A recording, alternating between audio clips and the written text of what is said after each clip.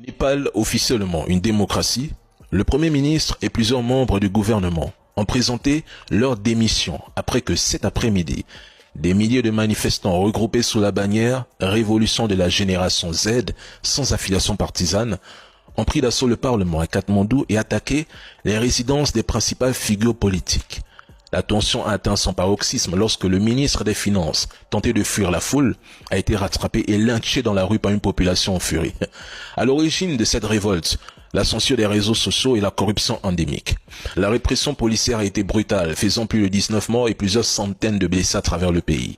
Le mouvement né en ligne, il y a tout juste quelques semaines, dénonce le népotisme, les privilèges scandaleusement affichés par les enfants et les proches des dirigeants, l'inefficacité du gouvernement, des mesures jugées antidémocratiques ainsi que les profondes inégalités de richesse. Aujourd'hui, une large frange de la population portée par la jeunesse remet ouvertement en cause non seulement la corruption mais aussi le fonctionnement même de la démocratie népalaise. Au Népal, le siège du gouvernement a été incendié sous les cris « Personne n'est au-dessus du peuple ». L'épouse de l'ex-premier ministre, car il n'y a plus de gouvernement, a trouvé la mort, piégée dans sa maison, brûlée par les manifestants. L'aéroport international a été réduit en cendres, tandis que plus de 1500 prisonniers se sont évadés. En moins de 48 heures chrono, la génération Z a incendié les résidences de politiciens qu'ils qualifient de corrompus. Ils se sont soulevés malgré le couvre-feu et les tirs de policiers. Lorsque les dirigeants ont interdit les réseaux sociaux, la population n'a pas perdu son temps à chercher des VPN. Ah non, elle s'est rassemblée par millions pour aller directement demander des comptes aux politiciens dans leur propre maison. Résultat, le ministre des Finances copieusement lynché, plusieurs ministres en fuite, démission en cascade et un premier ministre qui a préféré abandonner son poste en fuyant. Les manifestants exigent la levée immédiate de l'interdiction des réseaux sociaux, mais surtout la démission du président de la République et la fin d'un système qui juge gangréné.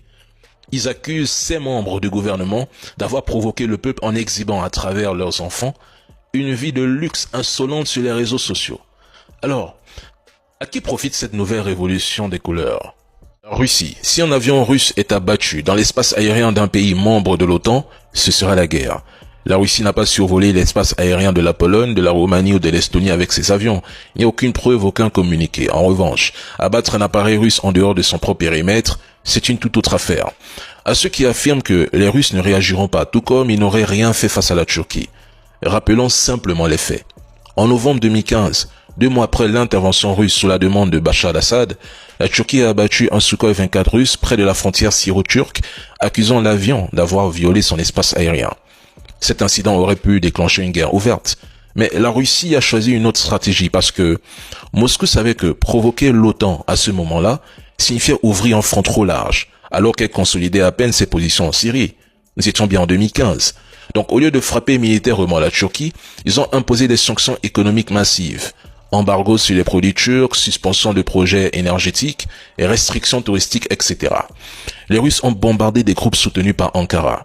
La Turquie, isolée et sous pression, a fini par présenter des excuses officielles en 2016. Erdogan s'est ensuite rapproché de Moscou au point de coopérer avec la Russie. La différence fondamentale se situe dans le contexte actuel. En Ukraine, il s'agit d'une guerre totale, une guerre d'usure, qui dure depuis plus de 3 ans, avec pour Moscou des enjeux existentiels. La Russie considère déjà l'OTAN comme partie prenante du conflit à travers son soutien massif à Kiev.